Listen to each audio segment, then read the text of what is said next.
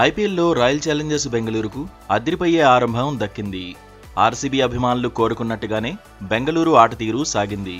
Hot favourite ట్యాగ్కు తగినట్టే Rajat Patidar సేన ఆడేసింది.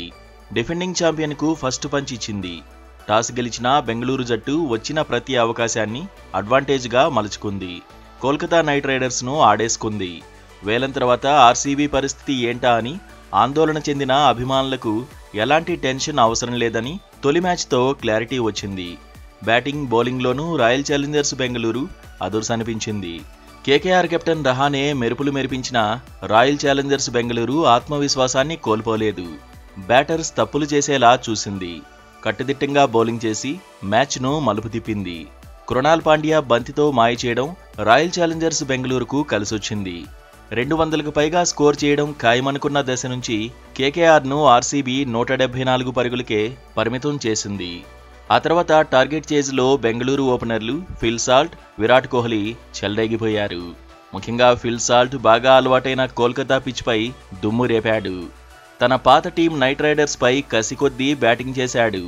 మరో ఎండ్లో విరాట్ కోహ్లీ కూడా ఫామ్ను కొనసాగించాడు.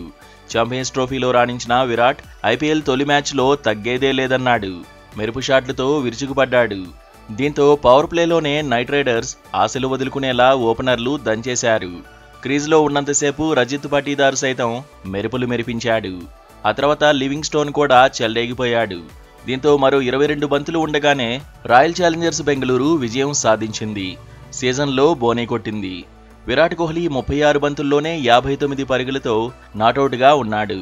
అభిమానులను మురిపించాడు. ఫిల్ సాల్ట్ 31 బంతుల్లో 56 పరుగులు సాధించాడు. రజత్ పాటీదార్ 16 బంతుల్లో 34, లివింగ్ స్టోన్ 5 బంతుల్లోనే 15 పరుగులు పిండేసుకున్నారు. కోల్కతా నైట్ రైడర్స్తో మ్యాచ్లో విరాట్ కోహ్లీ అరుదైన ఘనతను అందుకున్నాడు. ఐపీఎల్ కెరీర్లో కేకేఆర్పై 1000 పరుగులు పూర్తి చేసుకున్నాడు. 4 జట్లపై 1000కి పైగా పరుగులు సాధించిన ఫస్ట్ బ్యాటర్గా రికార్డుల్లోకి ఎక్కాడు. కోల్కతాపై వ్యక్తిగత స్కోర్ 38 పరుగులు చేయగానే 1000 పరుగుల మార్కును విరాట్ అందుకున్నాడు. Chennai Super Kings, Delhi Capitals, Punjab Kings, కేకేఆర్పై 1000 పరుగులకు పైగా కోహ్లీ సాధించాడు. టీ20 కెరీర్లో కింగ్ 400 మ్యాచ్ల క్లబ్లో చేరాడు. భారత్ నుంచి ఈ ఘనత సాధించిన మూడో ఆటగాడిగా నిలిచాడు. రోహిత్ 448, దినేష్ కార్తీక్ 412 మ్యాచ్ల్లో బరిలోకి దిగారు.